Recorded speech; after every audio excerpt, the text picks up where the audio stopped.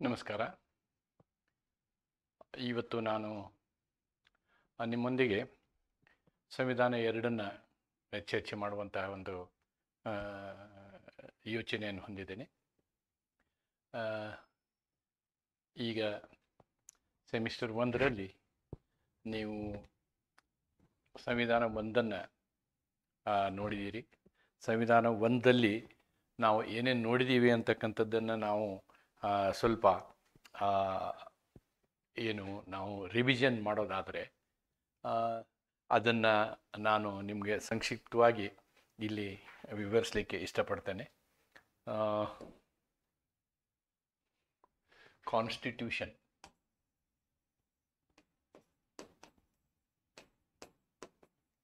ಸಂವಿಧಾನ. ಈ ಸಂವಿಧಾನ ವ್ಯವಸ್ಥೆಯಲ್ಲಿ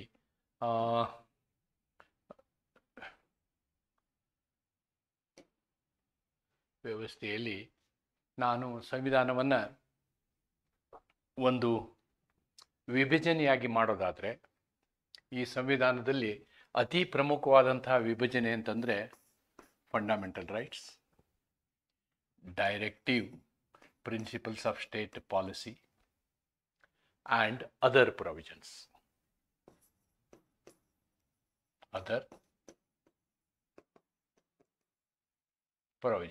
ಅಂದರೆ ಮೂಲಭೂತ ಹಕ್ಕುಗಳು,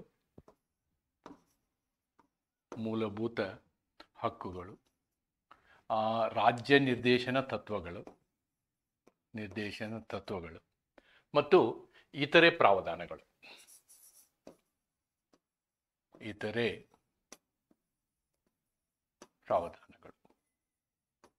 ನಾವು ಹಿಂದಿನ ವರ್ಷದಲ್ಲಿ ಇಲ್ಲಿ ಅನುಚ್ಛೇದ 12ರಿಂದ 35, ಇಲ್ಲಿ ಅನುಚ್ಛೇದ 36ರಿಂದ 51 ಪ್ರಮುಖವಾಗಿ ಇವುಗಳನ್ನು ಕಲ್ತಿದ್ದೀವಿ. ಆಮೇಲೆ duties also we have learns, fundamental duties ಇದನ್ನು ಕಲ್ತಿದ್ದೀವಿ. ಇದು ಕೇವಲ ಒಂದು ಆರ್ಟಿಕಲ್ ಇದೆ, ಆರ್ಟಿಕಲ್ 51 ಕ್ಯಾಪಿಟಲ್ ಎ.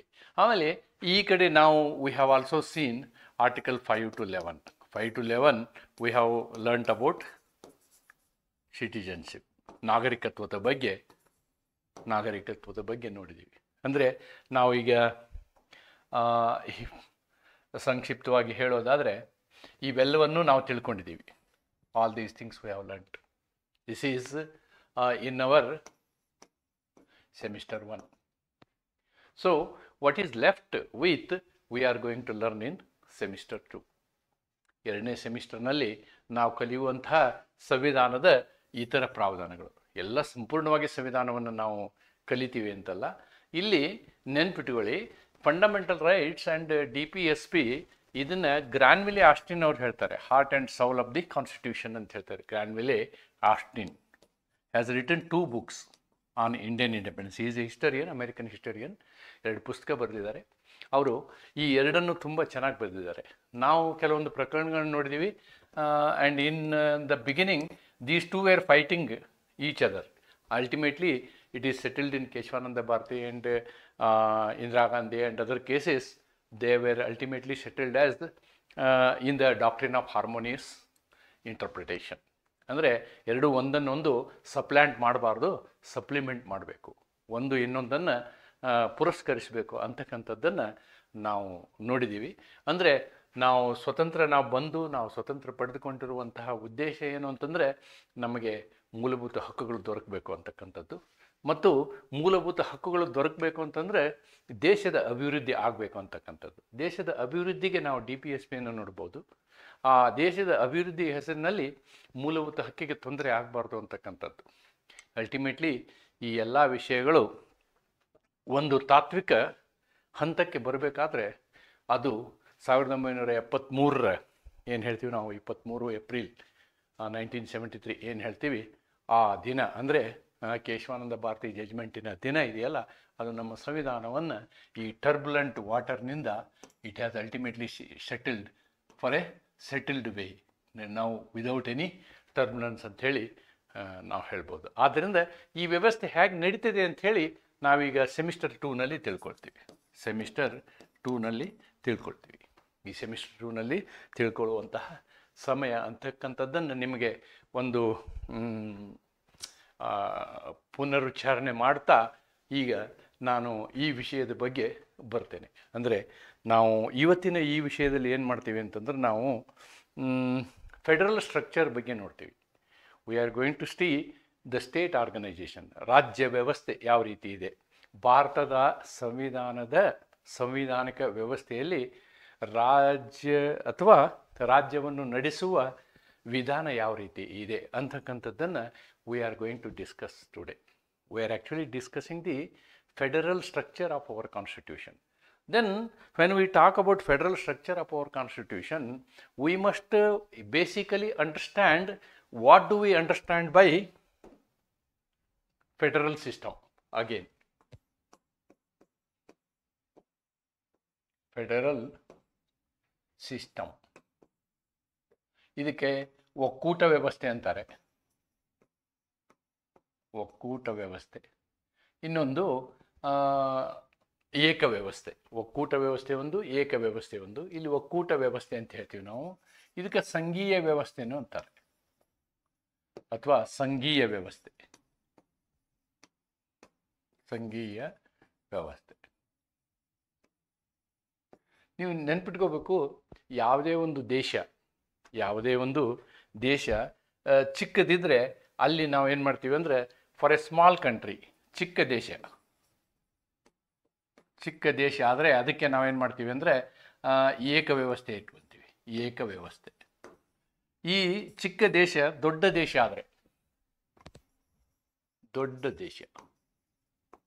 ದೇಶ ಆದರೆ, ನಾವೇನು ಮಾಡ್ತೀವಿ ಅಂದರೆ ಈ ಒಕ್ಕೂಟ ವ್ಯವಸ್ಥೆಗೆ ಹೋಗ್ತೀವಿ.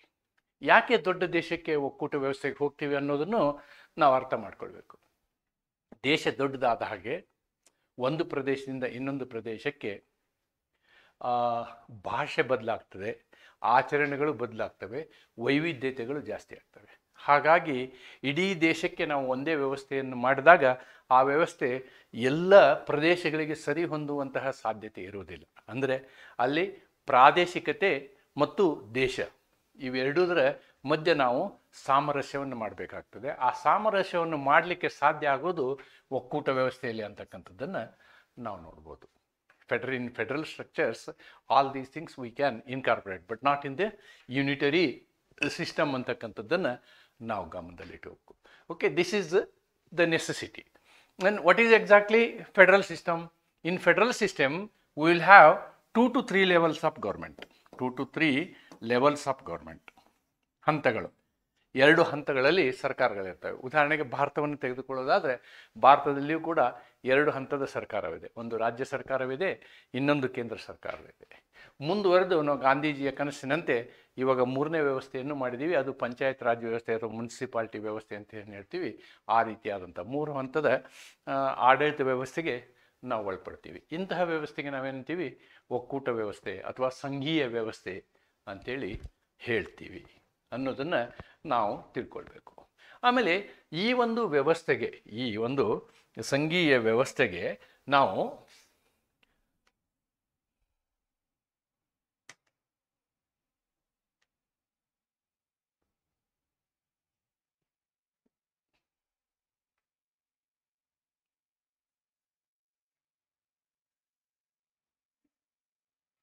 ಈ ಸಂಘೀಯ ವ್ಯವಸ್ಥೆಗೆ ಏನೇನು ಅವಶ್ಯಕತೆ ಇದೆ ಅಂತಕ್ಕಂಥದ್ದನ್ನು ನಾನೀಗ ನಿಮಗೆ ಮಾಡ್ತಾ ಇರೋದು ಇದೆಲ್ಲ ಹಿಂದಿನ ಕ್ಲಾಸಿನ ಒಂದು ರಿವಿಷನ್ ಅಂತಲೇ ಹೇಳ್ಬೋದು.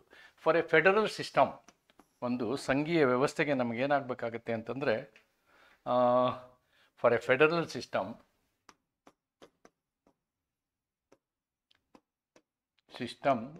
there are certain requirements. Number 1, there must be a written constitution. This is very important. Return constitution ಇದು ಬಹಳ ಮುಖ್ಯ. ಯಾಕೆ ರಿಟರ್ನ್ ಕಾನ್ಸ್ಟಿಟ್ಯೂಷನ್ನು? ಯಾಕೆ ಅಂದರೆ 2 ಸರ್ಕಾರ ಇದ್ದರೆ ಈ ಸರ್ಕಾರದ ಮಧ್ಯ ಅಧಿಕಾರಕ್ಕಾಗಿ ಹೋರಾಟ ಪ್ರಾರಂಭ ಆಗಿಬಿಡ್ತದೆ. ಅಧಿಕಾರಕ್ಕಾಗಿ ಏನು ಹೇಳ್ತೀವಿ ನಾವು, ಒಂದು ಸ್ಪರ್ಧೆ ಪ್ರಾರಂಭ ಆಗ್ತದೆ. ಆದರೆ ರಿಟರ್ನ್ ಕಾನ್ಸ್ಟಿಟ್ಯೂಷನಲ್ಲಿ ನಾವೇನು ಮಾಡ್ತೀವಿ, ಯಾರ ಅಧಿಕಾರ ಎಷ್ಟು ಅಂತ ಬರಿತೀವಿ. ಆದ್ದರಿಂದ ಇದರ ಅವಶ್ಯಕತೆ. ಎರಡನೇದು, ಈ ಫೆಡರಲ್ ವ್ಯವಸ್ಥೆಯಲ್ಲಿ ಭಾಳ ಇಂಪಾರ್ಟೆಂಟ್ ಅಂದರೆ ಇಂಡಿಪೆಂಡೆಂಟ್ ಜುಡಿಷಿಯರಿ ಇರಬೇಕು. ಇಂಡಿಪೆಂಡೆಂಟ್ ಜುಡಿಷರಿ, ನ್ಯಾಯಿಕ ವ್ಯವಸ್ಥೆ ಅದು ಏನು ಸ್ವಾಯತ್ತತೆಯನ್ನು ಹೊಂದಿರಬೇಕು. ಮೂಲಭೂತವಾಗಿ ಈ ಎರಡು ವ್ಯವಸ್ಥೆ ಸರಿಯಾಗಿದ್ದರೆ, ಆಮೇಲೆ ಮೂರನೇದು ಕಾನ್ಸ್ಟಿಟ್ಯೂಷನಲಿಸಮ್ ಇರಬೇಕು, ಸಂವಿಧಾನತ್ವ ಇರಬೇಕು, ಕಾನ್ಸ್ಟಿಟ್ಯೂಷನಲಿಸಮ್ ಇರಬೇಕು. ಇವೆಲ್ಲವೂ ಇದ್ದರೆ ನಾವೇನು ಮಾಡ್ಬೋದು, ಒಕ್ಕೂಟ ವ್ಯವಸ್ಥೆಯನ್ನು ಸ್ಮೂತಾಗಿ ನಡೆಸ್ಬೋದು ಅಂತಕ್ಕಂಥದ್ದನ್ನು ನಾವು ಇಲ್ಲಿ ಗಮನಿಸಬೇಕು. ಈ ಒಂದು ಹಿನ್ನೆಲೆಯಿಂದ ಈ ಎರಡನೇ ಸೆಮಿಸ್ಟರ್ನ ಸಿಲೆಬಸ್ಸನ್ನು ನಾವು ಈಗ ಮುಂದುವರಿಸುವಂಥ ಒಂದು ಸಮಯ ಅಂತ ನಾನು ಅಂದ್ಕೊಳ್ತೀನಿ. Federalism in India. ಇಲ್ಲಿ ಭಾರತದಲ್ಲಿ ಒಕ್ಕೂಟ ವ್ಯವಸ್ಥೆ ಅಂಥೇಳಿ ನಾನು ನೋಡುವುದಾದರೆ, ಆ ವ್ಯವಸ್ಥೆಯನ್ನು ನಾವು ಇಲ್ಲಿ ನೋಡುವುದಾದರೆ, ನಾನು ಈ ಒಂದು ಪಾಠವನ್ನು ಪ್ರಾರಂಭ ಮಾಡೋದಕ್ಕಿಂತ ಮೊದಲು ನಿಮ್ಮ ಪ್ರಶ್ನೆ ಪತ್ರಿಕೆಗಳನ್ನು ಒಂದು ಸಲ ಪರಿಶೀಲಿಸಿದಾಗ ಒಂದು ಪ್ರಶ್ನೆ ನನಗೆ ಕಾಣ್ತು. There was a question in your old question papers. ಹಳೆಯ ಪ್ರಶ್ನೆ ಪತ್ರಿಕೆಯಲ್ಲಿ ಈಗ ನಾನೇನು ನಿಮ್ಮ ಸ್ಲೈಡಲ್ಲಿ ಇಟ್ಟಿದ್ದೀನಿ, ಈ ಪ್ರಶ್ನೆ ನಾವಲ್ಲಿ ನೋಡಿದ್ವಿ. The question is like this: Indian federalism is a result of conversion of unitary system into federal system, elucidate ಅಂತಕ್ಕಂಥದ್ದು. Indian federalism is a result of conversion of unitary system into a federal system, elucidate. ನೋಡಿ, ಈ ರೀತಿಯಾದಂತಹ indirect ಪ್ರಶ್ನೆಗಳು ಬಂದಾಗ ನಾವು ಇದನ್ನು analysis ಮಾಡಬೇಕು ಅಂತಂದರೆ ಬರೀ ನಾವು ಕೇವಲ ಫೆಡರಲಿಸಮ್ ಅಂದ್ರೇನು ಅನ್ನೋದನ್ನು ಅಷ್ಟೇ ವಿಷಯವನ್ನು ಇಟ್ಕೊಂಡು ನಾವು ಅನಲೈಸ್ ಮಾಡಲಿಕ್ಕೆ ಕಷ್ಟ. ಭಾರತೀಯ ಸಂಘೀಯ ಅಥವಾ ಫೆಡರಲ್ ವ್ಯವಸ್ಥೆಯನ್ನು ಭಾರತೀಯ ಸಂಘೀಯತೆಯು ಏಕಾತ್ಮಕ ವ್ಯವಸ್ಥೆಯನ್ನು ಸಂಘೀಯ ವ್ಯವಸ್ಥೆಯಾಗಿ ಪರಿವರ್ತನೆಯ ಫಲವಾಗಿದೆ, ವಿಶದೀಕರಿಸಿರಿ ಅಂತಕ್ಕಂಥದ್ದು ಪ್ರಶ್ನೆ. ಅಂದರೆ ನಮ್ಮ ದೇಶ ಏಕಾತ್ಮಕ ವ್ಯವಸ್ಥೆಯಲ್ಲಿದ್ದದ್ದನ್ನು ನಾವೇನು ಮಾಡಿದ್ದೀವಿ, ಫೆಡರಲ್ ವ್ಯವಸ್ಥೆಯಾಗಿ ಬದಲಾಯಿಸಿದ್ದೀವಿ. ಇದನ್ನು ವಿವರಿಸಿ ಹೇಗೆ ಅಂತಕ್ಕಂಥದ್ದು.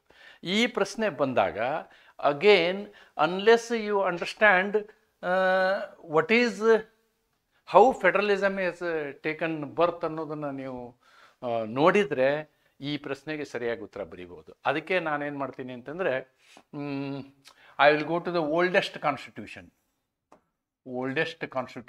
Of the constitution of United States, which was actually implemented in 1989.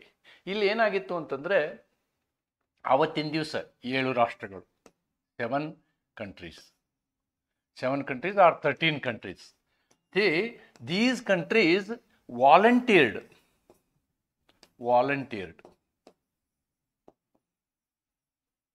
to join. ನೋಡಿ, ಈ 7 ಅಥವಾ 13 ದೇಶಗಳು ಏನು ಮಾಡಿದ್ವು ಅಂತಂದರೆ, ತಾವಾಗಲೇ ಏನು ತಮ್ಮ ಇಚ್ಛೆಯಂತೆ ಒಟ್ಟುಗೂಡಲು ಬಂದವು. ಭಾರತದ ಪರಿಸ್ಥಿತಿ ಇದಕ್ಕೆ ತದ್ವಿರುದ್ಧ. ಅದಕ್ಕೆ ನಾನು ಇದನ್ನು ರೆಫರೆನ್ಸ್ ಮಾಡ್ತಾ ಇದ್ದೀನಿ. ಭಾರತದ ಪರಿಸ್ಥಿತಿ ಇದಕ್ಕೆ ತದ್ವಿರುದ್ಧ. ಇಲ್ಲಿ ಬೇರೆ ಬೇರೆ ಸ್ವತಂತ್ರ ದೇಶಗಳು ಒಟ್ಟಾಗಲಿಕ್ಕೆ ಒಪ್ಕೊಂಡು, ಅದು ಪ್ರಾರಂಭದಲ್ಲಿ ಇದು 7 ಇದ್ದಾಗ ನಾವು ಕಾನ್ಫೆಡರೇಷನ್ ಅಂತ ಹೇಳಿದ್ವಿ. ಅವಕ್ಕೆ ಕಾನ್ಫೆಡರೇಷನ್ ಅನ್ನೋ ಹೆಸರಿನಲ್ಲಿ ಒಂದಾದು.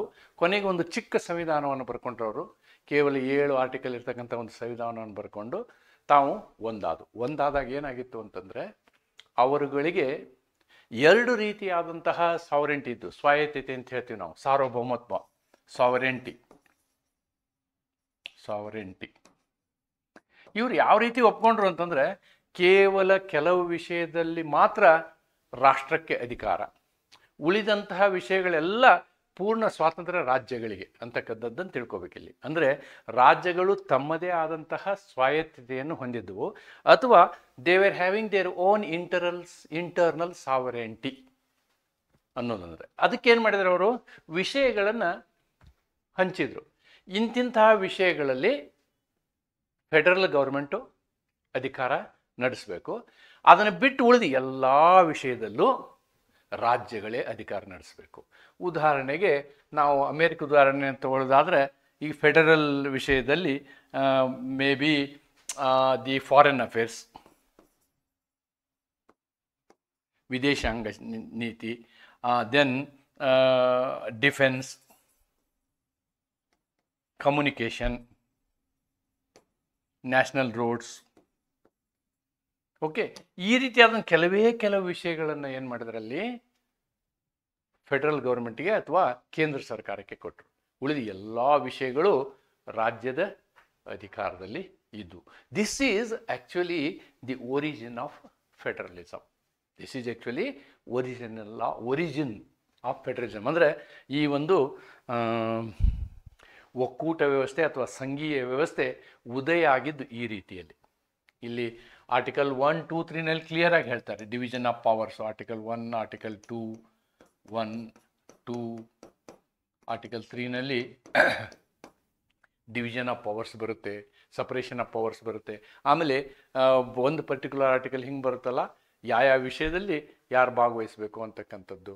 ಇದು ನಾವು ಅಮೆರಿಕದ ಸಂವಿಧಾನವನ್ನು, ಆದರೆ ನಮ್ಮ ಸಂವಿಧಾನವನ್ನು ನೋಡಿದಾಗ ನಮ್ಮ ಒಕ್ಕೂಟ ವ್ಯವಸ್ಥೆ ಈ ವ್ಯವಸ್ಥೆಗೆ ಹೋಲಿಸ್ಲಿಕ್ಕೆ ಆಗೋದಿಲ್ಲ. ಈ ಹಿನ್ನೆಲೆಯನ್ನು ತಿಳ್ಕೊಬೇಕು ನಾವು. ಈ ಹಿನ್ನೆಲೆಯನ್ನು ತಿಳ್ಕೊಂಡ್ರೆ ನಾವು ಆ ಪ್ರಶ್ನೆಗೆ ಉತ್ತರಿಸ್ಬೋದು ಅಂತಕ್ಕಂಥದ್ದನ್ನು ಹೇಳ್ತಾ ನಾನು ಈ ಪಾಠವನ್ನು ಮುಂದುವರಿಸ್ತೀನಿ. ಆವಾಗ ಇಡೀ ಸಂಪೂರ್ಣ ಆದಾಗ, ಕನ್ಕ್ಲೂಷನ್ ಆದಾಗ ನಾವು ಮುಂದೆ ಏನು ಮಾಡೋಣ ಅಂತಂದರೆ will come to the concept of the answer for this question.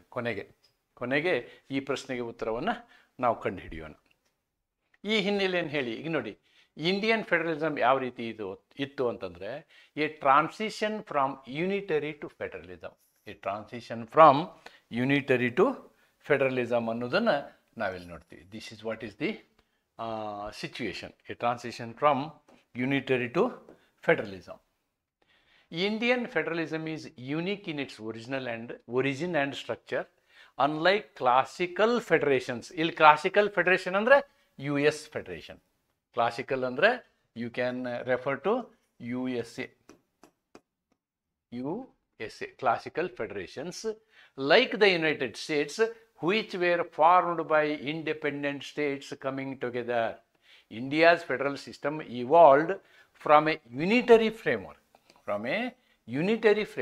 The Indian Constitution, while adopting a federal structure, retains strong unitary features, making it a quasi-federal system. ನೋಡಿ, ಭಾರತದ ಒಕ್ಕೂಟ ವ್ಯವಸ್ಥೆ ಹೆಂಗಿತ್ತು ಅಂತಂದ್ರೆ, ಭಾರತ ಒಂದು ದೇಶವಾಗಿತ್ತು. ಆ ದೇಶವನ್ನು ನಾವು ಅಮೇರಿಕ 13 ದೇಶಗಳು ಅಥವಾ 7 ದೇಶಗಳು ಕೂಡಿ ಅದು ಒಂದು ಒಕ್ಕೂಟ ಆಯಿತು. ಇಲ್ಲಿ ಹಾಗಲ್ಲ, ಭಾರತ ಒಂದು ದೇಶ ಇತ್ತು. ಆ ದೇಶವನ್ನು ರಾಜ್ಯಗಳಾಗಿ ವಿಭಜನೆ ಮಾಡಿ ನಾವೇನು ಮಾಡಿದ್ವಿ, ಈ ಒಕ್ಕೂಟ ವ್ಯವಸ್ಥೆಯನ್ನು ಮಾಡಿದ್ದೀವಿ ಅಂತಕ್ಕಂಥದ್ದು ಇದರ ಅರ್ಥ. ಆ ಥರ ಭಾರತೀಯ ಸಂಘೀಯತೆ ತನ್ನ ಮೂಲ ಮತ್ತು ರಚನೆಯ ದೃಷ್ಟಿಯಿಂದ ವಿಶಿಷ್ಟವಾಗಿದೆ. ಅಮೇರಿಕರಂತಹ ಶುದ್ಧ ಸಂಘೀಯ ವ್ಯವಸ್ಥೆಗಳಿಗಿಂತ ಭಿನ್ನವಾಗಿ ಭಾರತದ ಸಂಘೀಯ ವ್ಯವಸ್ಥೆ ಒಂದು ಏಕಾತ್ಮಕ ವ್ಯವಸ್ಥೆಯಿಂದ ಉದ್ಭವಿಸಿದ್ದು. ಭಾರತೀಯ ಸಂವಿಧಾನವು ಸಂಘೀಯ ಚರಿತ್ರೆಯನ್ನು ಅನುಸರಿಸಿದರೂ ಬಲವಾದ ಏಕಾತ್ಮಕ ಲಕ್ಷಣಗಳನ್ನು ಹೊಂದಿದೆ. ಅದಕ್ಕೆ ನಾವು ಇದಕ್ಕೆ ಏನು ಮಾಡ್ತೀವಿ ಅಂತಂದರೆ ಕ್ವಾಸಿ ಫೆಡರಲ್ ಸಿಸ್ಟಮ್ ಅಂತ ಹೇಳ್ತೀವಿ. ನೀವು 1ನೇ ಸೆಮಿಸ್ಟರ್ನಲ್ಲಿ ಉತ್ತರ ಬರೆಯೋದೇ ಬೇರೆ, ನೆನ್ಪಿಟ್ಕೊಳ್ಳಿ, ಅದು ಕೂಡ ಭಾಳ important. Don't go for the repetition of the first semester. ಅಲ್ಲಿ you are going to write the concept of federalism. ಇಲ್ಲಿ ಹಾಗಲ್ಲ, ಹೌ ಇಂಡಿಯಾ ಅಡಾಪ್ಟೆಡ್ ಫೆಡರಲಿಸಮ್ ಅನ್ನೋದನ್ನು ಇಲ್ಲಿ ಬರೀಬೇಕು ನಾವು. What is the method and how it is adopted the federalism ಅನ್ನೋದನ್ನು ನಾವು ಇಲ್ಲಿ ನೋಡಬೇಕಾಗತ್ತೆ. That is a very very important aspects. ಅದನ್ನು ನೀವು ನೆನ್ಪಿಟ್ಕೋಬೇಕು. ಈಗ ಆ ರೀತಿಯಾಗಿ ನಾವು ಮುಂದುವರೆದ್ರೆ, if we go, let us see the historical background. ಇದರದ ಐತಿಹಾಸಿಕ ಹಿನ್ನೆಲೆಯನ್ನು ನಾವು ನೋಡೋಣ. ಐತಿಹಾಸಿಕ ಹಿನ್ನೆಲೆ ಏನು ಅಂತಕ್ಕಂಥದ್ದು ನೆನ್ಪಿಟ್ಕೊಳ್ಳಿ. ನಾವು ಸ್ವತಂತ್ರ ಆದಾಗ ನಾವು the government of India act 1935 ಇಂದ ಆಳಲ್ಪಡ್ತಿದ್ವಿ. The government of India act 1935, government of India act 1935. ಈ 1935ಕ್ಕಿಂತ ಮೊದಲು 1919 ಅದು ಗೌರ್ಮೆಂಟ್ ಆಫ್ ಇಂಡಿಯಾ ಆ್ಯಕ್ಟ್. ಈ ಕಾನೂನುಗಳಿಂದ ನಾವು ಆಳಲ್ಪಡ್ತಿದ್ವಿ.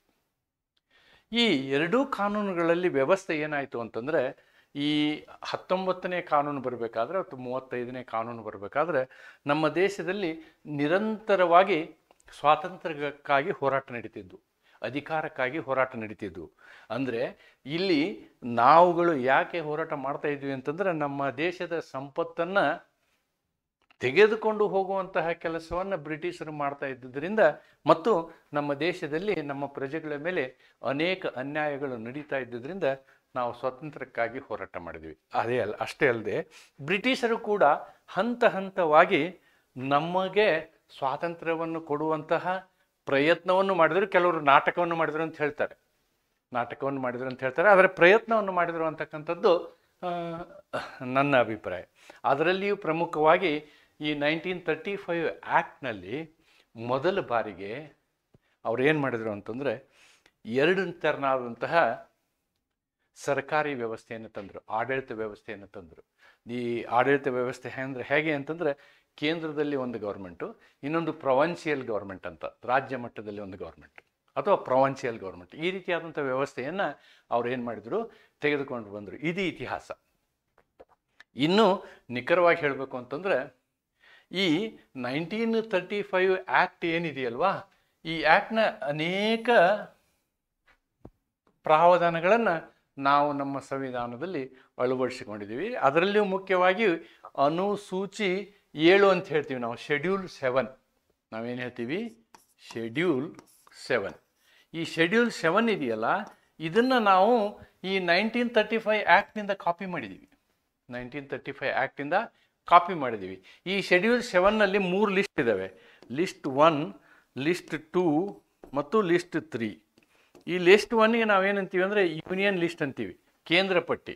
ಲಿಸ್ಟ್ 2ಗೆ ಸ್ಟೇಟ್ ಲಿಸ್ಟ್ ಅಂತೀವಿ, ರಾಜ್ಯ ಪಟ್ಟಿ. ಇದು ಸಮವರ್ತಿ ಪಟ್ಟಿ, concurrent list.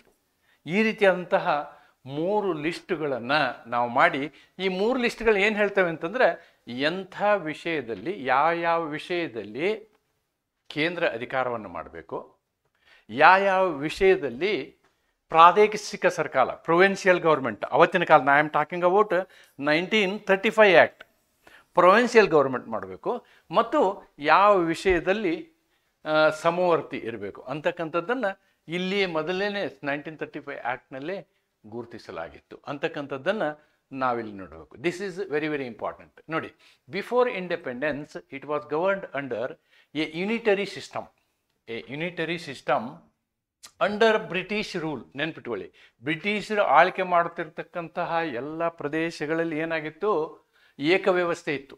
Only one government was there. The government of India act of 1919 and 1935 introduce elements of federalism. ನೋಡಿ, ಸಂಘೀಯ ವ್ಯವಸ್ಥೆಯನ್ನು ಅಥವಾ ಒಕ್ಕೂಟ ವ್ಯವಸ್ಥೆಯನ್ನು ಏನು ಮಾಡಿದರು ಅಂದರೆ 1919 1935 ಕಾನೂನಿನಲ್ಲಿ ಈ ಒಂದು ಒಕ್ಕೂಟ ವ್ಯವಸ್ಥೆಯನ್ನು ತಗೊಂಬಂದರು. ನೋಡಿ, ತಮ್ಮ ದೇಶದಲ್ಲಿಯೇ ಒಕ್ಕೂಟ ವ್ಯವಸ್ಥೆ ಇರಲಿಲ್ಲ, ಆದರೆ ನಮ್ಮ ದೇಶಗಳು ದೊಡ್ಡ ದೇಶ ಅನ್ನುವ ಕಾರಣದಿಂದ ಅವರು ಒಕ್ಕೂಟ ವ್ಯವಸ್ಥೆಯನ್ನು ಇಲ್ಲಿ ಇಂಟ್ರೊಡ್ಯೂಸ್ ಮಾಡಿದರು. ಇದಕ್ಕಿಂತ ಮೊದಲು ಆಸ್ಟ್ರೇಲಿಯಾದಲ್ಲಿ ಇಂಟ್ರೊಡ್ಯೂಸ್ ಮಾಡಿದರು, ಕೆನಡಾದಲ್ಲಿ ಇಂಟ್ರೊಡ್ಯೂಸ್ ಮಾಡಿದರು. ಅದನ್ನು ನಾವೆಲ್ಲಿ ತಿಳ್ಕೋಬೇಕು. But the real federal principles were implemented only after independence. ನೋಡಿ, ನಮಗೆ ಸ್ವತಂತ್ರ ಸಿಕ್ಕ ನಂತರ ನಾವು ನಿಜವಾದ ರೀತಿಯಲ್ಲಿ ಈ ಒಕ್ಕೂಟ ವ್ಯವಸ್ಥೆಯನ್ನು ಇಂಪ್ಲಿಮೆಂಟ್ ಮಾಡಿದ್ದೀವಿ. ಅವರು ಇಂಟ್ರೊಡ್ಯೂಸ್ ಮಾಡಿದರೆ ಹೊರತು ಅದು ನಿಜ ರೂಪದಲ್ಲಿ ಬರಲಿಲ್ಲ. ನಿಜ ರೂಪದಲ್ಲಿ ಒಕ್ಕೂಟ ವ್ಯವಸ್ಥೆ ಜಾರಿಯಾಗಿದ್ದು ಸ್ವಾತಂತ್ರ್ಯದ ನಂತರ ಅಂತಕ್ಕಂಥದ್ದನ್ನು ನಾವಿಲ್ಲಿ ಕಂಡುಕೊಳ್ಳಬೇಕು. And transformed India into a federal polity. ನೋಡಿ, in a slow way I am bringing the answer to the question. ಸ್ಟಾರ್ಟಿಂಗಲ್ಲಿ ಏನು ಪ್ರಶ್ನೆ ಎತ್ತಿದ್ನಲ್ಲ, ನಾನು ಆ ಪ್ರಶ್ನೆಗೆ ಇಲ್ಲಿ ಸಾಧಾರಣವಾಗಿ ನಿಮಗೆ ಉತ್ತರ ಸಿಗ್ತದೆ. ಅಂದರೆ ನಾವು ಏಕವ್ಯವಸ್ಥೆಯನ್ನು ಹೊಂದಿದ್ವಿ. ಈ ಕಾನೂನುಗಳ ಮುಖಾಂತರ ಏಕವ್ಯವಸ್ಥೆಯಿಂದ ನಿಧಾನವಾಗಿ ನಾವೇನು ಮಾಡಿದ್ವಿ ಅಂತಂದರೆ ಒಕ್ಕೂಟ ವ್ಯವಸ್ಥೆಗೆ ಬಂದ್ವಿ. ನಿಜವಾಗಿಯೂ 1935 ಆ್ಯಕ್ಟಲ್ಲಿ ನಿಜವಾದ ಒಕ್ಕೂಟ ವ್ಯವಸ್ಥೆ ಇರಲಿಲ್ಲ. ಇದನ್ನು ಇತಿಹಾಸಕಾರರು ಇನ್ನೂ ಚೆನ್ನಾಗಿ ಹೇಳ್ತಾರೆ. ಪ್ರೊವಿನ್ಷಿಯಲ್ ಗೌರ್ಮೆಂಟ್ ಇತ್ತು, ಅಲ್ಲಿಯೂ ಎಲೆಕ್ಷನ್ ಆಗಿತ್ತು, ಅಲ್ಲಿಯೂ MLAಗಳು ಆಯ್ಕೆ ಆಗಿದ್ದರು. ಅವ್ರಿಗೇನು ಪೂರ್ಣ ಪ್ರಮಾಣದ ಅಧಿಕಾರ ಇರಲಿಲ್ಲ ಅನ್ನೋದು ಇಲ್ಲಿ ಗಮನ ಹರಿಸಬೇಕು. ಬಟ್ ಅವ್ರಿಗೊಂದು ಫೆಸಿಲಿಟಿ, ಎಲ್ಲ ವ್ಯವಸ್ಥೆ, ಸರ್ಕಾರಿ ವ್ಯವಸ್ಥೆಯಲ್ಲಿ ಅವರು ಎಂಜಾಯ್ ಮಾಡ್ತಿದ್ರು. So to some extent Indians were recognised as they are also part of a government ಅನ್ನೋದನ್ನು ನಾವು ಅಲ್ಲಿ 1935ನಲ್ಲಿ ಕಾಣ್ಕೋಬೋದು. ಅಷ್ಟು ಬಿಟ್ಟರೆ ಅದಕ್ಕೇನು ಹೆಚ್ಚೇನಿಲ್ಲ ಅಂಥೇಳಿ ನಾನು ಅಂದ್ಕೊಳ್ತೀನಿ. ಅದನ್ನೇ ಕನ್ನಡದಲ್ಲಿ ಹೇಳಿದ್ದೀನಿ. ಸ್ವಾತಂತ್ರ್ಯಕ್ಕೂ ಮುನ್ನ ಭಾರತವು ಬ್ರಿಟಿಷ್ ಆಡಳಿತದ ಅಡಿಯಲ್ಲಿ ಏಕಾತ್ಮ ವ್ಯವಸ್ಥೆಯನ್ನು ಅನುಸರಿಸುತ್ತಿತ್ತು. 1919 ಮತ್ತು 1935 ಭಾರತ ಸರ್ಕಾರದ ಕಾಯ್ದೆಗಳು ಸಂಘೀಯ ಕೆಲವು ಅಂಶಗಳನ್ನು ಪರಿಚಯಿಸಿದ್ದರೂ ನಿಜವಾದ ಸಂಘೀಯತೆಯನ್ನು ಸ್ವಾತಂತ್ರ್ಯದ ನಂತರವೇ ಅಳವಡಿಸಲಾಯಿತು. ಸಂವಿಧಾನ ರಚನೆಯ ಸಮಯದಲ್ಲಿ ಸಂವಿಧಾನ ರಚನಾ ಸಮಿತಿ 1930 ಭಾರತ ಸರ್ಕಾರ ಕಾಯ್ದೆಯನ್ನು ಆಧಾರವಾಗಿ ತೆಗೆದುಕೊಂಡು ಭಾರತವನ್ನು ಬಲವಾದ ಕೇಂದ್ರ ಸರ್ಕಾರದೊಂದಿಗೆ ಸಂಘೀಯ ವ್ಯವಸ್ಥೆಯನ್ನು ರೂಪಿಸಿತು. So our constitution has introduced the federal system with a feature of strong union. With a feature of strong union. ಒಂದು ಬಲವಾದ ಕೇಂದ್ರೀಯ ವ್ಯವಸ್ಥೆಯನ್ನು ಇಟ್ಕೊಂಡು ನಾವು ಏನು ಮಾಡಿದ್ವಿ, ಸಂಘೀಯ ವ್ಯವಸ್ಥೆಗೆ ಆಡಳಿತದ ಒಕ್ಕೂಟ ವ್ಯವಸ್ಥೆಯನ್ನು ನಾವು ಜಾರಿಗೆ ತಂದಿವಿ ಅಂತಕ್ಕಂಥದ್ದನ್ನು ನಾವು ಇಲ್ಲಿ ಕಾಣ್ಬೋದಾಗಿದೆ. ನೋಡಿ, transformation from unitary to federal system. ಇದರಲ್ಲಿ ಒಂದನೇ ಕಂಡೀಷನ್, ಒಂದನೇ ಇದರ ಲಕ್ಷಣಗಳನ್ನು ನಾವಿಲ್ಲಿ ನೋಡ್ತೀವಿ. Strong centre with federal features. ಏಕಾತ್ಮಕದಿಂದ ಸಂಘೀಯತೆಗಾದ ಪರಿವರ್ತನೆ.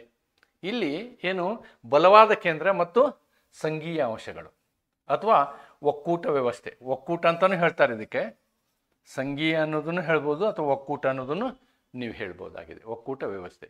ಕೇಂದ್ರ ರಾಜ್ಯ ಅಧಿಕಾರ ವಿಂಗಡಣೆ. ಇಲ್ಲಿ ಏನು ಮಾಡಿದ್ವಿ ನಾವು ನಮ್ಮ ಸಂವಿಧಾನದಲ್ಲಿ, ಇನ್ ಅವರ್ ಕಾನ್ಸ್ಟಿಟ್ಯೂಷನ್, ಸಂವಿಧಾನದಲ್ಲಿ ನಾವು ಅಧಿಕಾರ ವಿಂಗಡಣೆಯನ್ನು ಮಾಡಿದ್ವಿ. ಅಂದರೆ ಎರಡು ವ್ಯವಸ್ಥೆ, ಎರಡು ಸರ್ಕಾರೀಯ ವ್ಯವಸ್ಥೆ, ಒಂದು ಕೇಂದ್ರ ವ್ಯವಸ್ಥೆ, ಒಂದು ರಾಜ್ಯ ವ್ಯವಸ್ಥೆ. ಈ ಕೇಂದ್ರ ಮತ್ತು ರಾಜ್ಯ ವ್ಯವಸ್ಥೆಯ ಮಧ್ಯದಲ್ಲಿ ನಾವೇನು ಮಾಡಿದ್ವಿ, ಅಧಿಕಾರಗಳ ವಿಂಗಡಣೆಯನ್ನು ಮಾಡಿದ್ವಿ.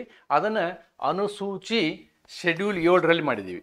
ಶೆಡ್ಯೂಲ್ 7ನಲ್ಲಿ ಮಾಡಿದ್ದೀವಿ. ಅದನ್ನೇ ಲಿಸ್ಟು ಏನು, ಕೇಂದ್ರ ಪಟ್ಟಿ, ರಾಜ್ಯ ಪಟ್ಟಿ ಮತ್ತು ಸಮವರ್ತಿ ಪಟ್ಟಿನೂ ಅಂತಾರೆ ಇದಕ್ಕೆ, ಸಂಯುಕ್ತ ಪಟ್ಟಿ ಅಥವಾ ಸಮವರ್ತಿ ಪಟ್ಟಿ.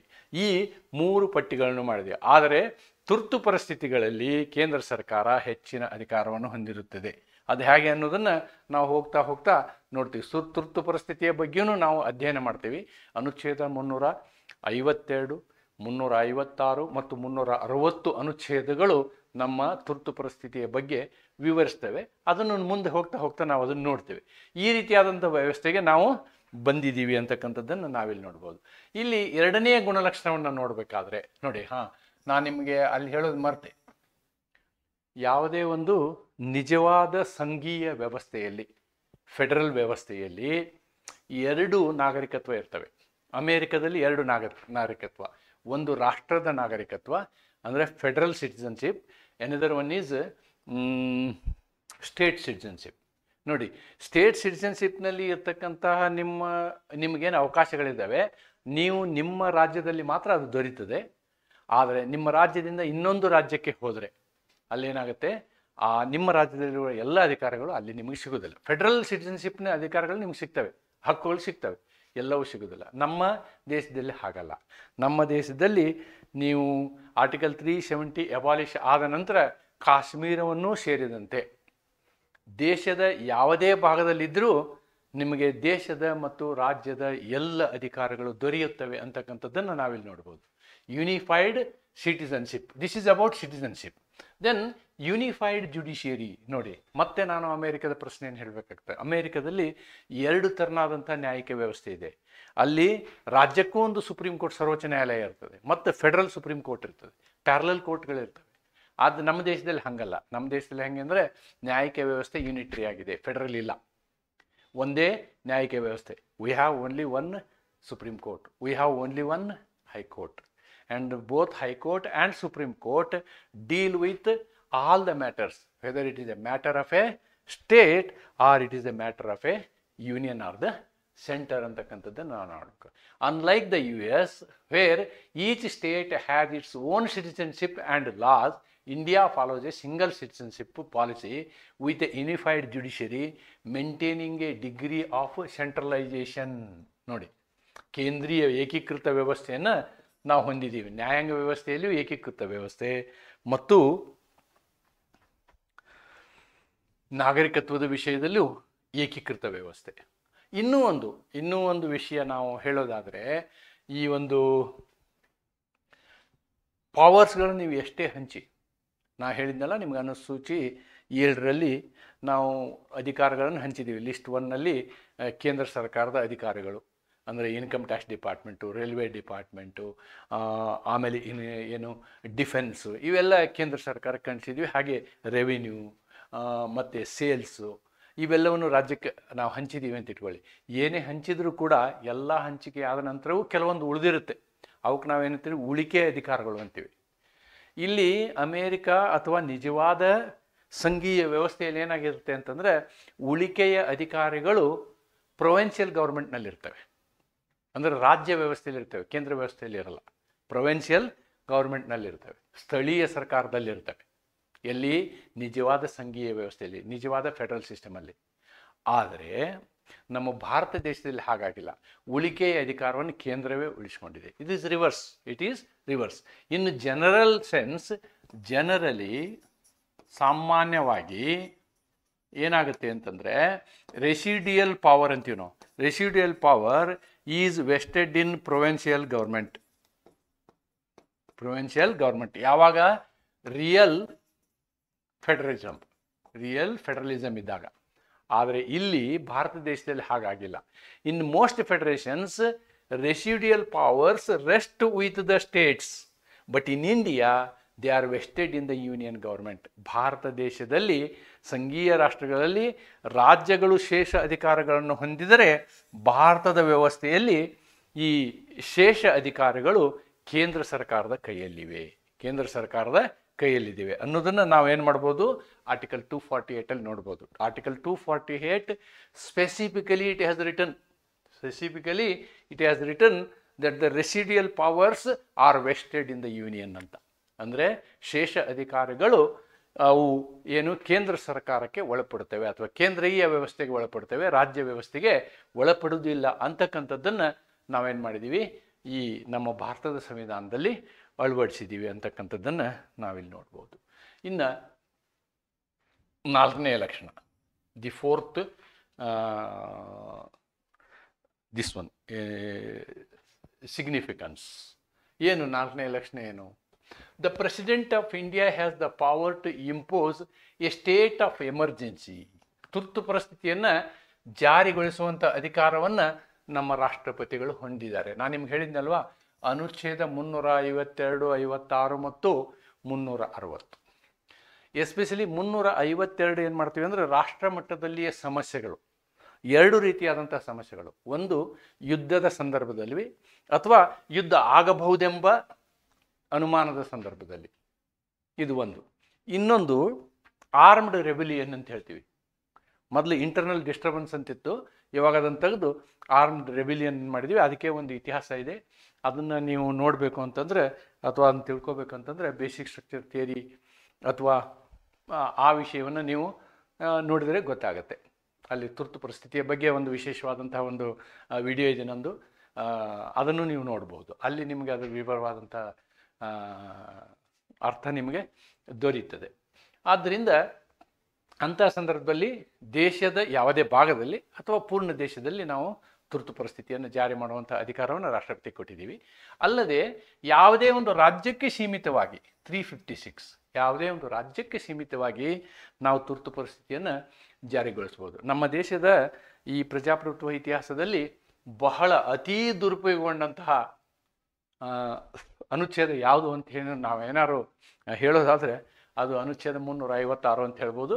ಬಟ್ ಅದು ಇವಾಗ ಸ್ವಲ್ಪ ಕಮ್ಮಿ ಆಗಿದೆ. SR ಬೊಮ್ಮಾಯಿ ಪ್ರಕರಣ 1994 ನಂತರ ಇದು ಕಡಿಮೆ ಆಗಿದೆ ಅನ್ನೋದನ್ನು ನಾವು ಮುಂದೆ ತಿಳ್ಕೊಳ್ತೀವಿ. ಓಕೆ, ದೆನ್ ಹಣಕಾಸಿನ ಮುಗ್ಗಟ್ಟು ಬಂದಾಗ ನಾವು ಅನುಚ್ಛೇದ 366ರಲ್ಲಿ ಏನು ಮಾಡ್ತೀವಿ ಅಂದರೆ ತುರ್ತು ಪರಿಸ್ಥಿತಿಯನ್ನು ಜಾರಿಗೊಳಿಸುವಂಥ ಅಧಿಕಾರವನ್ನು ಕೇಂದ್ರ ಹೊಂದಿದೆ ಅಥವಾ ಕೇಂದ್ರ ಸರ್ಕಾರ ಹೊಂದಿದೆ. ರಾಷ್ಟ್ರಪತಿ ಅಂದರೆ ಕೇಂದ್ರ ಸರ್ಕಾರ ಹೊಂದಿದೆ ಅಂತಕ್ಕಂಥದ್ದನ್ನು ನಾವು ತಿಳ್ಕೊಬೇಕು. ಅಂದರೆ ಯೂನಿಯನ್ ಈಸ್ ಸ್ಟ್ರಾಂಗ್ ಅಂತ. ಯೂನಿಯನ್ ಈಸ್ ಸ್ಟ್ರಾಂಗ್ ಅನ್ನೋದನ್ನು ನಾವಿಲ್ಲಿ ಈ 4ನೇ ಲಕ್ಷಣದಲ್ಲಿ ನೋಡಬಹುದು. ಆಮೇಲೆ ಎನದರ್ ನೋಡಿ, ಪ್ರತಿಯೊಂದಕ್ಕೂ ನಾನು ಅದನ್ನು ನಿಮಗೆ ಎಕ್ಸ್ಪ್ಲೇನ್ ಮಾಡಬೇಕಾಗತ್ತೆ. Governors as A representative of the centre. ನೀವು ತಿರ್ಗಾ ಅಮೇರಿಕವನ್ನು ತೆಗೆದುಕೊಂಡ್ರೆ ಅಲ್ಲಿ ಏನು ಗವರ್ನರ್ ಕೆಲಸವನ್ನು ಅಥವಾ ಲೋಕಲ್ ಸ್ಟೇಟ್ ಲೆವೆಲಲ್ಲಿ ಇರ್ತಕ್ಕಂಥ ಏನು ಆ ವ್ಯವಸ್ಥೆ ಇರ್ತಲ್ಲ, ಅವರೆಲ್ಲ ಚುನಾಯಿತರಾಗಿ ಬರ್ತಾರೆ. They are getting elected. But here that is not the case. Here they are nominated by the central government nominate ಮಾಡುತ್ತೆ ಯಾರನ್ನ? ರಾಜ್ಯಪಾಲರುಗಳನ್ನು.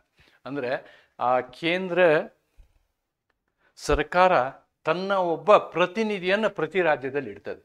ಹಿ ಈಸ್ ಆ್ಯಕ್ಚುಲಿ ದಿ ಗವರ್ನರ್. ಆಮೇಲೆ he is the only person who is working at the pleasure of the president. ಏನು ಹಿಂಗೆ pleasure doctrine ಅಂತ ಹೇಳಿ ಓದಿದ್ದೀವಿ ನಾವು. Pleasure doctrine ಅಥವಾ ಓದ್ತೀವಿ. ಪ್ಲೆಜರ್ ಡಾಕ್ಟ್ರಿನ್ ಏನು ಅಂತಂದರೆ, ನಿಮಗೊಬ್ರು ಯಾರೋ ಅಪಾಯಿಂಟ್ ಮಾಡ್ತಾರೆ, ಅವರಿಗೆ ಸಂಜೆ ಮುಂದೆ ಮನಸ್ಸು ಬರಲ್ಲ, ಸರಿ ಇಲ್ಲ ಇವನು ಅಂತ, ಮನೆಗೆ ಹೋಗಪ್ಪ ನೀನು ಅಂತಾರೆ. This is pleasure doctrine. ಹಾಗೆ ನಮ್ಮ ದೇಶದ ರಾಷ್ಟ್ರಪತಿಗಳು ಯಾರನ್ನೋ ನಿಮ್ಮನ್ನೊಬ್ಬನ ಅಥವಾ ನನ್ನನ್ನು ರಾಷ್ಟ್ರಪತಿಯನ್ನಾಗಿ ಮಾಡ್ಬೋದು. ರಾಷ್ಟ್ರಪತಿ ಅಲ್ಲ, ರಾಜ್ಯಪಾಲನೆ ಮಾಡಬಹುದು. ಏನು, ನಾನು ಒಬ್ಬ ಲೋಕಸಭೆಯ ಸದಸ್ಯ ಆಗುವಂತಹ ಯೋಗ್ಯತೆ ಇದ್ದರೆ ಸಾಕು, ನಾನು ರಾಜ್ಯಪಾಲರನ್ನು ಮಾಡ್ಬೋದು. ಆಮೇಲೆ ಒಂದು ವಾರ ಬಿಟ್ಟು ರಾಷ್ಟ್ರಪತಿಗಳಿಗೆ ಸರಿ ಇಲ್ಲ ನಾನು ಅಂತ ಅನಿಸಿದರೆ ನಾನು ಆ ಹುದ್ದೆಯಿಂದ ತೆಗಿಬೋದು. This is called pleasure doctrine. ಹಾಗೆ ಅದರಿಂದ ಏನಾಗುತ್ತೆ ಅಂದರೆ, ಅವರು because they don't have stability of their job. ಅದೇ ಒಬ್ಬ ಎಲೆಕ್ಷನ್ ಕಮಿಷನ್ ಒಂದು ಸಲ ಅಪಾಯಿಂಟ್ ಮಾಡಿದ ಮೇಲೆ ಹಂಗೆ ಸುಲಭಕ್ಕೆ ತೆಗಿಯೋಕ್ಕಾಗಲ್ಲ. ತೆಗೆಯೋದಕ್ಕೆ ಇಂಪೀಚ್ಮೆಂಟ್ ಪ್ರೊಸೀಜರ್ಸ್ ಇದೆ. ಇಲ್ಲಿ ಹಾಗಲ್ಲ. ಆದ್ದರಿಂದ ಅವ್ರು ಏನು ಮಾಡ್ತಾರೆ, ಕೇಂದ್ರ ಸರ್ಕಾರದ ಅಣತಿಯಂತೆ ಕೆಲಸ ಮಾಡ್ತಾರೆ. They will work as A pure representative of the central government. ನಮ್ಮ ಸಂವಿಧಾನ ವ್ಯವಸ್ಥೆಯಲ್ಲಿ ನಾವು ಆ ರೀತಿ ಮಾಡ್ಕೊಂಡಿದ್ದೀವಿ. Governor appointed by the president acts as the centres representative. ಕೇಂದ್ರದ ಪ್ರತಿನಿಧಿಯಾಗಿ ಕೆಲಸ ಮಾಡ್ತಾರೆ in the States, ensuring central oversight over the state affairs. ರಾಜ್ಯದಲ್ಲಿ ನಡೀತಿರ್ತಕ್ಕಂಥ ಎಲ್ಲ ಇದು ಕೇಂದ್ರ ಸರ್ಕಾರಕ್ಕೆ ಗೊತ್ತಾಗಬೇಕು. ಆದ್ದರಿಂದ ರಾಜ್ಯಪಾಲರು ಅದನ್ನೆಲ್ಲ ಗಮನಿಸ್ತಾ ಇರ್ತಾರೆ. ಅಲ್ಲಿ ಏನಂದರೆ ಒಂದು ಅನುಚ್ಛೇದ ಇದೆ, ಅನುಚ್ಛೇದ 365 ಅಂತ ಹೇಳ್ತೀವಿ ನಾವು. ಈ 365ನೇ ಅನುಚ್ಛೇದ ಏನು ಅಧಿಕಾರವನ್ನು ಕೊಡ್ತದೆ ಅಂತಂದರೆ, ರಾಷ್ಟ್ರಪತಿಗೆ ಅಧಿಕಾರವನ್ನು ಕೊಡ್ತದೆ. ರಾಜ್ಯಪಾಲರು ಒಂದು ವೇಳೆ ರಾಜ್ಯದಲ್ಲಿ ಸಂವಿಧಾನಾತ್ಮಕವಾಗಿ ಅಧಿಕಾರ ನಡೀತೇ ಇಲ್ಲ ಅಥವಾ ಕೇಂದ್ರದ ಆಶೋತ್ತರಗಳನ್ನು ಈಡೇರಿಸುವಲ್ಲಿ ರಾಜ್ಯ ವಿಫಲವಾಗಿದೆ ಅಂತಕ್ಕಂಥ ಅಭಿಪ್ರಾಯವನ್ನು, ಒಂದು ರಿಪೋರ್ಟನ್ನು ರಾಜ್ಯಪಾಲರು ಕೊಟ್ಟರೆ, ರಾಷ್ಟ್ರಪತಿ ಈ ಒಂದು ಅನುಚ್ಛೇದದಲ್ಲಿರುವಂತಹ ಅಧಿಕಾರವನ್ನು ಉಪಯೋಗಿಸಿಕೊಂಡು ಇಲ್ಲೇನು ಮಾಡ್ಬೋದು ಅವರು, ಈ ಅನುಚ್ಛೇದದ ಪ್ರಕಾರ ಅಂದರೆ 356 ಪ್ರಕಾರ ಒಂದು ರಾಜ್ಯಕ್ಕೆ ಏನು ಮಾಡ್ಬೋದು, ರಾಷ್ಟ್ರಪತಿ ಆಡಳಿತವನ್ನು ಜಾರಿಗೆ ತರಬಹುದು. ಗವರ್ನರ್ ರೂಲ್ ಮಾಡ್ಬೋದು, ರಾಜ್ಯಪಾಲರ ಆಡಳಿತವನ್ನು ಮಾಡ್ಬೋದು ಅನ್ನೋದನ್ನು ನಾವಿಲ್ಲಿ ಗಮನಿಸ್ಬೋದು. ಇದು 5ನೆಯ ಲಕ್ಷಣ ಅಂತ ಹೇಳ್ಬೋದು ನಾನು. ಹಾಗೆ ಈ integrated and services and election system ನೋಡಿ, ಇದು ಇನ್ನೊಂದು ವಿಶೇಷವಾದಂತಹ ಲಕ್ಷಣ. ಏನು ಲಕ್ಷಣ ಇದು ಅಂತಂದರೆ, ಏನು ಇಂಟಿಗ್ರೇಟೆಡ್ ಸರ್ವಿಸ್ ಅಂದರೆ ಎಕ್ಸಿಕ್ಯೂಟಿವ್ ಬಗ್ಗೆ, ಪರ್ಮನೆಂಟ್ ಎಕ್ಸಿಕ್ಯೂಟಿವ್ಸ್ ಯಾರ್ಯಾರು, ಎಸ್ಪೆಷಲಿ ಆಲ್ ಇಂಡಿಯಾ ಸರ್ವಿಸ್ ಅಂತೀವಿ ನಾವು. All India service, IAS, IFS, IFOS, IPS, ಈ ಎಲ್ಲ ಅಧಿಕಾರಿಗಳನ್ನ ಇಲ್ಲೇನು ಮಾಡ್ತೀವಿ ನಾವು, IAS, IPS, IFOS, ಈ ಎಲ್ಲ ವ್ಯಕ್ತಿಗಳೇನಿದಾರಲ್ಲ, ಇವು ಯಾರನ್ನು ರಾಜ್ಯ ಆಯ್ಕೆ ಮಾಡುವುದಿಲ್ಲ, ರಾಜ್ಯ ಸರ್ಕಾರ ಆಯ್ಕೆ ಮಾಡೋದಿಲ್ಲ. ಇವರೆಲ್ಲರುಗಳನ್ನು ಏನು ಮಾಡ್ತದೆ, ಕೇಂದ್ರ ಆಯ್ಕೆ ಮಾಡ್ತದೆ. Union will elect them and after selecting them they will be deputed to particular state. ಬೇರೆ ಬೇರೆ ರಾಜ್ಯಗಳಿಗೆ ಇವರಿಗೆ ಅಲಾಟ್ಮೆಂಟ್ ಕೊಡ್ತಾರೆ. ಅವರುಗಳು ಅಲ್ಲಿ ಮುಖ್ಯವಾಗಿ ರಾಜ್ಯದ ಆಡಳಿತವನ್ನು ನಡೆಸ್ತಾರೆ. ಒಬ್ಬ ಜಿಲ್ಲೆಯ DC ಕೂಡ he is appointed by the union government. ಇದು ಕೂಡ ಇವೆಲ್ಲ ಲಕ್ಷಣಗಳು ನಮಗೇನು ತೋರಿಸ್ತವೆ ಅಂತಂದರೆ, ಬಲಿಷ್ಠವಾದ ಕೇಂದ್ರೀಯ ವ್ಯವಸ್ಥೆಯನ್ನು ನಾವು ಹೊಂದಿದ್ದೀವಿ ಅಂತಕ್ಕಂಥದ್ದಕ್ಕೆ ನಾನೇನು ಈಗ ನಿಮಗೆ ಮಾಡಿದಂತಹ 5-6 ಲಿಸ್ಟ್ಗಳಿದ್ದಾವಲ್ಲ, ನಾನು ನಿಮಗೆ I have given you the list. Strong centre with federal feature, this is first one. Second one is single citizenship, unified judiciary. ಅಲ್ಲದೆ 3ನೇದು ರೆಸಿಡ್ಯೂರಿ ಪವರ್, ಎಲ್ಲ ಕೇಂದ್ರದ ಹತ್ತಿರ ಇರ್ತಕ್ಕಂಥದ್ದು. ನಂತರ ಈ ತುರ್ತು ಪರಿಸ್ಥಿತಿಯಲ್ಲಿ ಏನಾಗ್ತದೆ ಅಂತಂದರೆ, ಇಡೀ ದೇಶದ ನ್ಯಾಷನಲ್ ಎಮರ್ಜೆನ್ಸಿ ಬಂದರೆ ಇಡೀ ದೇಶದ ಅಧಿಕಾರ ಕೇಂದ್ರ ಸರ್ಕಾರದಲ್ಲಿರ್ತದೆ. ಅಥವಾ ಒಂದು ರಾಜ್ಯದಲ್ಲಿ ರಾಜ್ಯಪಾಲರ ಆಡಳಿತ ಬಂದರೆ ಆ ರಾಜ್ಯದ ಶಾಸನ ಅಧಿಕಾರ ಪಾರ್ಲಿಮೆಂಟಿಗೆ ಹೋಗ್ಬಿಡ್ತದೆ, ಆ ರಾಜ್ಯದ ಆಡಳಿತದ ಅಧಿಕಾರ ಅಧ್ಯಕ್ಷರಿಗೆ ಹೋಗ್ತದೆ. ಆಮೇಲೆ ಅದಾದ ನಂತರ ಈ ಗವರ್ನರ್ಗಳನ್ನ ನಾ ಹೇಳಿದ್ನೆಲ್ಲ ಪ್ಲೆಜರ್ ಥಿಯರಿ, ಅವರು ಕೇಂದ್ರದ ಕೈಗೊಂಬೆಗಳು. ಆಮೇಲೆ ಇಂಟಿಗ್ರೇಟೆಡ್ ಸರ್ವೀಸಸ್ ಅಂದರೆ ಇಲ್ಲಿ ಇಲೆಕ್ಷನ್ ಆಲ್ ಇಂಡಿಯಾ ಸರ್ವಿಸ್. ಇನ್ನೊಂದು ಅಂದ್ಬಿಟ್ಟೆ ನಾನು, ಇಲೆಕ್ಷನ್ ಸಿಸ್ಟಮ್. ನೋಡಿ, ಇಲೆಕ್ಷನ್ ಸಿಸ್ಟಮಲ್ಲಿ ಏನಾಗುತ್ತೆ ಅಂತಂದರೆ ಅದು ರಾಜ್ಯದ ಚುನಾವಣೆ ಇರಲಿ ಅಥವಾ ರಾಷ್ಟ್ರದ ಚುನಾವಣೆ ಇರಲಿ, ಅದನ್ನು ನಡೆಸುವಂಥದ್ದು central election commission. Central election commission. ಈ ಸೆಂಟ್ರಲ್ ಎಲೆಕ್ಷನ್ ಕಮಿಷನ್ನು ಕೂಡ ಆಯ್ಕೆ ಮಾಡುವಂಥದ್ದು ಕೇಂದ್ರ ಸರ್ಕಾರವೇ ಹೊರತು ರಾಜ್ಯ ಸರ್ಕಾರ ಅಲ್ಲ ಅಂತಕ್ಕಂಥದ್ದನ್ನು ನಾವು ನೆನಪಿಟ್ಟು ಒಂದು ಕನ್ಫ್ಯೂಸ್ಮೆಂಟ್ ಮಾಡ್ಕೋಬೇಡಿ. ಪಂಚಾಯತ್ ರಾಜ್ ವ್ಯವಸ್ಥೆ ಜಾರಿ ಆದ ನಂತರ ರಾಜ್ಯ ಚುನಾವಣಾ ಆಯೋಗವೂ ಇದೆ. ಆದರೆ ರಾಜ್ಯ ಚುನಾವಣೆ ಆಯೋಗ MLAಗಳನ್ನು ಎಲೆಕ್ಷನ್ ಮಾಡೋದಿಲ್ಲ, ಅದು ಕೇವಲ ಪಂಚಾಯತ್ ರಾಜ್ ವ್ಯವಸ್ಥೆಗೆ ಮಾತ್ರ ಎಲೆಕ್ಷನ್ಗಳನ್ನು ನಡೆಸ್ತದೆ ಅನ್ನೋದನ್ನು ನೆನಪಿಟ್ಕೊಳ್ಳಿ. ಆದ್ದರಿಂದ ಈ ರಾಜ್ಯದ ಚುನಾವಣೆ ನಡೆಸಬೇಕಾದ್ರೆ ಅಂದರೆ MLA ಮತ್ತು MLCಗಳ ಚುನಾವಣೆ ಆಗಲಿ ಅಥವಾ MP ಗಳ ಚುನಾವಣೆ ಆಗಲಿ, ಇದನ್ನೆಲ್ಲ ನಡೆಸುವಂಥದ್ದು ಸೆಂಟ್ರಲ್ ಎಲೆಕ್ಷನ್ ಕಮಿಷನ್. ಇತ್ತೀಚೆಗಷ್ಟೇ ಎಲೆಕ್ಷನ್ ಕಮಿಷನ್ನ ಚೇರ್ಮನನ್ನು ನಾವು ಆಯ್ಕೆ ಮಾಡಿರೋದನ್ನು ಇಲ್ಲಿ ಗಮನಿಸಬಹುದು. This are all certain conditions. With this I can conclude how our organisation, ನಮ್ಮ ಆರ್ಗನೈಜೇಷನ್ ಯಾವ ಥರ ಕೆಲಸ ಮಾಡುತ್ತೆ ಅಂತಕ್ಕಂಥದ್ದನ್ನು ನಾನು ಕನ್ಫ್ಯೂಷನ್ ಮಾಡೋದಾದರೆ ಹೇಳ್ಬೋದು. Indian federalism is the result of gradual evolution from a unitary system to a federal structure while it exhibits the characteristics of federalism. ನೋಡಿ, ಸಂಘೀಯ ವ್ಯವಸ್ಥೆಯನ್ನು ನಾವು ಇದರಲ್ಲಿ ನೋಡ್ಬೋದೇ ಹೊರತು such as a division of powers ಅಂದರೆ ಶೆಡ್ಯೂಲ್ 7 ಲಿಸ್ಟ್ 1 2 3 ಮೂರು ಲಿಸ್ಟ್ಗಳು and autonomous state governments. It also retains strong unitary elements to ensure national unity and integrity. Therefore, Indian federalism is best described as quasi-federal. ಅರೆ ಒಕ್ಕೂಟ ವ್ಯವಸ್ಥೆ ಅಂತ ಹೇಳ್ತೀವಿ ನಾವು ಇದಕ್ಕೆ. ಅರೆ ಒಕ್ಕೂಟ ವ್ಯವಸ್ಥೆ ಅಂತೇಳಿ. ನ್ಯಾಷನಲ್ ಯುನಿಟಿ ಆ್ಯಂಡ್ ಇಂಟೆಗ್ರಿಟಿ, ಇದು ನೆನ್ಪಿಟ್ಕೊಳ್ಳಿ. ನಮ್ಮ ದೇಶ ಸ್ವತಂತ್ರ ಆದಾಗ ಒಂದು ಸಮಸ್ಯೆ ಇತ್ತು. ಈ ಬ್ರಿಟಿಷ್ ಗೌರ್ಮೆಂಟ್ ಅಲ್ಲದೇನೆ ಸುಮಾರು ಒಂದು 500 ಸಣ್ಣ ದೇಶಗಳಿದ್ದು, ರಾಜ್ಯಗಳು ಆಡುವಂತಹ ದೇಶಗಳು. ಆ ಎಲ್ಲ ದೇಶಗಳನ್ನು ಒಗ್ಗೂಡಿಸುವಂಥ ಕೆಲಸ ಇತ್ತು. ಸ್ವತಂತ್ರ ಸಿಕ್ಕ ನಂತರ ಒಂದು ಆಂತರಿಕ ವಿರೋಧ ಇತ್ತು. ಅದರಲ್ಲಿ ನಮಗೆ ನಮ್ಮದೇ ದೇಶ ಬೇಕು ಅಂತ ಹೇಳುವಂತಹ ಅನೇಕ ಪ್ರಕರಣಗಳಿದ್ದು. ಈಗಲೂ ನೀವು ನೋಡ್ಬೋದು, ಖಲಿಸ್ತಾನ ವಿಷಯ ಆಗಲಿ, JNK ವಿಷಯ ಆಗಲಿ ಅಥವಾ ತಮಿಳುನಾಡಿನ ವಿಷಯ ಆಗಲಿ, ಅಷ್ಟು ಬೇಡ, ಈ ಕೂರ್ಗ್ನಲ್ಲಿ ಕೊಡವರು ನಮಗೆ ಬೇರೆ ದೇಶ ಬೇಕು ಅಂತಿದ್ರು ಅಂತಲೂ ಹೇಳ್ತಾರೆ.